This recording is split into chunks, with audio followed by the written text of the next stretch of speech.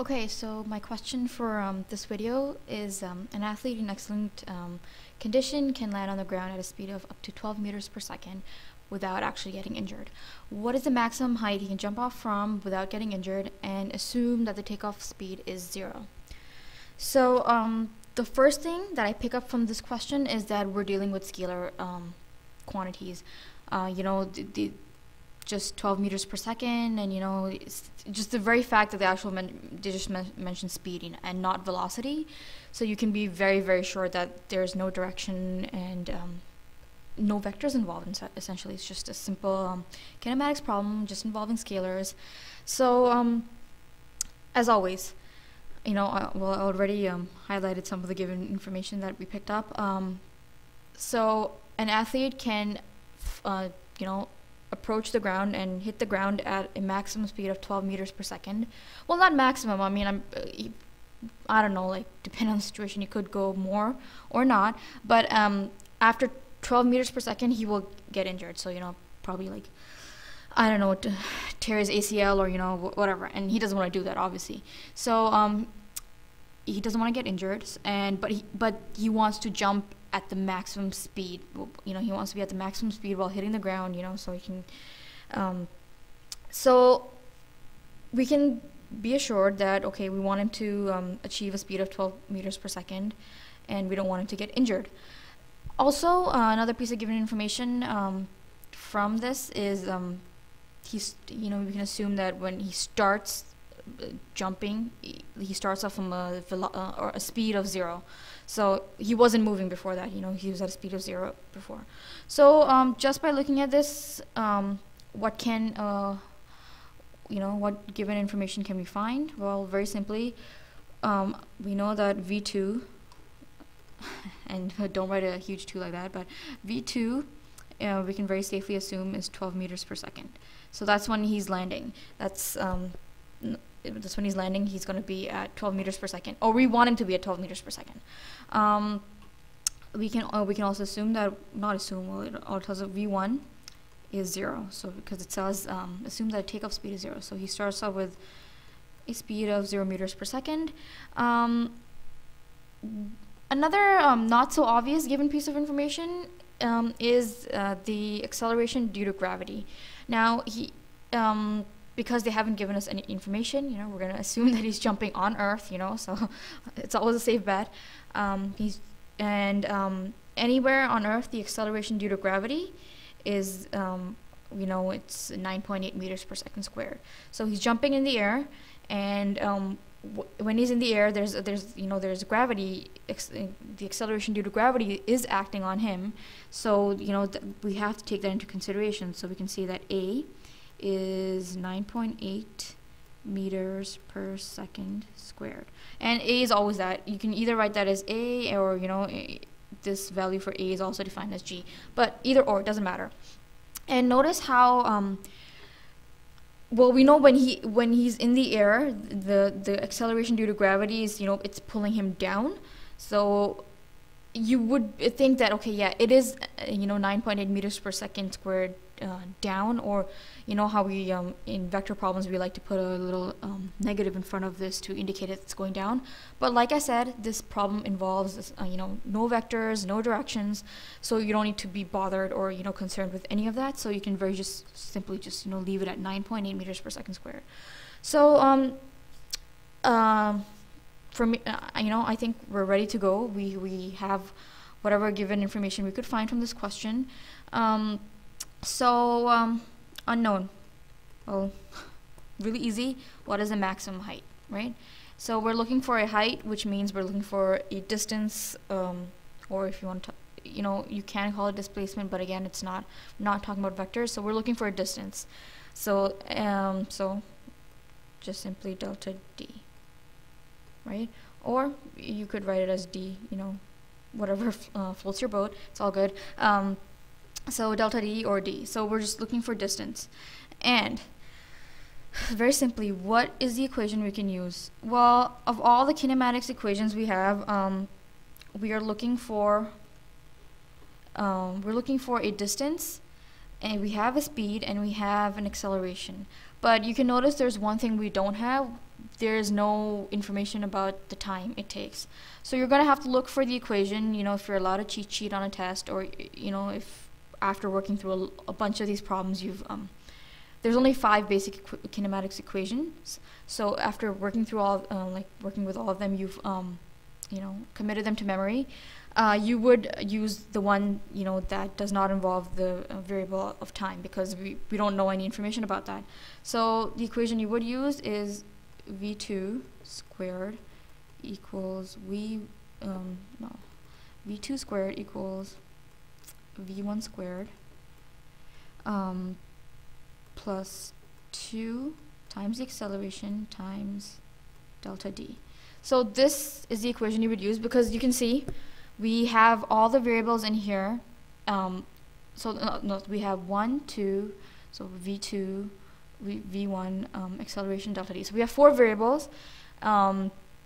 We know 3 of them. We know v2, we know v1, we know the acceleration, and we don't know 1, right? So we know 3 out of 4 variables, and we can easily solve for that. So when solving for this, we'd have to do a little bit of manipulation, because we are looking for this. So when you solve that, you just get delta d, and it's just a matter of moving around these terms. So if you take the v1 squared, you just move it to the other side. You just get v2 squared minus v1 squared, and because you're left with a kind of like a 2a times delta d, because it's multiplying on this side, when you take it to the other side, it's going to divide, right? So very simple algebraic manipulation. And so you've got your manipulated equation, and you can easily substitute your values. So delta d would simply give you, it's 12 meters per second, and there's a square, so don't forget that, minus 0. Now if you really want to write, 0 meters per second squared, you could, but we can clearly see that 0 meters per second squared is 0, so I'm just going to leave it at 0. And divide this entire thing by 2 times 9.8 meters per second squared. Okay, so we have this, after we plug that into our calculator, we all should get delta d equals 7.346 meters. Now notice, so that's your answer. Now again, would I just say that, therefore, delta d equals 7.346 meters? Nope, I wouldn't say that, because let's go back and have a look at the actual question. How many significant digits, or sig figs, are we dealing with? We have 2 here, and we have 2 here. So throughout, we're just dealing with 2.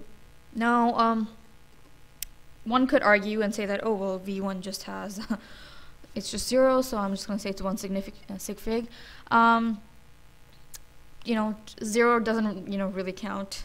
I know it's an important number, but in the case of sig figs, like when it's just 0, you're not going to say that, I'm just going to use 1 sig fig. So don't use that. Just stick with 2, and you'll be fine. So when we round this off as just 2 sig figs, so that means we want to end it off here. We just look at the thing after. It's 4. Okay, so it's 4. That means I just round down and leave it at 7.3 meters. So, therefore, and instead of writing with my ugly writing, I'll just type it out. So we can just say the max height the athlete can jump from is 7.3 meters. So this would be, your final answer. Very nice. You got a nice statement, and obviously this is the last part of your guess. So this is just your statement. So again, very, very easy problem. Now, the only place I can see where people might have a little bit of trouble is just with remembering that, you kind of have to take acceleration into account, because he is jumping on Earth. Like I said, they will, trust me, like the question will specify if, whatever activity is going on a different planet, and then give you the relevant acceleration due to gravity value on that planet. But trust me, when they're talking like when they're just giving you a simple question like this, it's happening on Earth, and it's just going to be 9.8 meters per second squared. They I don't know, depending on your teacher, they might tell you that this is the value for G, but generally, as a rule of thumb, you're expected to remember it. It's a common given value, and you're supposed to know it. And other than that, I can see everyone just getting the V2 and V1 part down because it's right in the question. What else can I talk about? Oh, sig figs. You gotta use sig figs. Another part. Now this part, like the actual equation. The best way of a lot of the times you will get like a little cheat sheet or help sheet, or just when you're working through your with your textbook, you can always flip back and check the equations. The best way to know which equation to use, because like I said, there's like five or six basic kinematics equations. The best way to know which one to use is like list out all your givens and your unknowns, and look at them, and just find the equation in which only these variables are involved, and then just use that one. So in this case, like I knew that I know V2 and I know V1 and I know what acceleration is, and I'm just looking for delta D, so I chose this equation specifically. Now if I had chosen, there's, like I said, all of these equations look so nice and fancy, and they look like they can give you the right answer. For example, if I chose this equation, let's say if I chose delta D equals V1 delta T plus half times the acceleration delta T squared. Now looks like a pretty pro. You're like, oh, it's a pretty pro, equation. I'm probably gonna get the right answer. No, you won't, because you won't be able to solve this. Because very simply, check out the variables. Okay, fine. You're solving for this. Fine. You have V1, which is you would say 0. Fine. Okay, good. You know what this is? It's G. It's 9.8. But oh, guess what? I don't know what T is, because look, the question does not mention, like, there's no T here involved at all, so we're not thinking about T at all. So what are you gonna do? You're kind of like stuck. So make sure you choose the right equation, which deals only with the variables you're concerned with, and not something that is not involved in your question. So we don't know what T is, so whatever, can't really use this equation. So make sure you use the right equation, and other than that, again, it's a pretty simple question. Round off your answer, to the correct sig figs.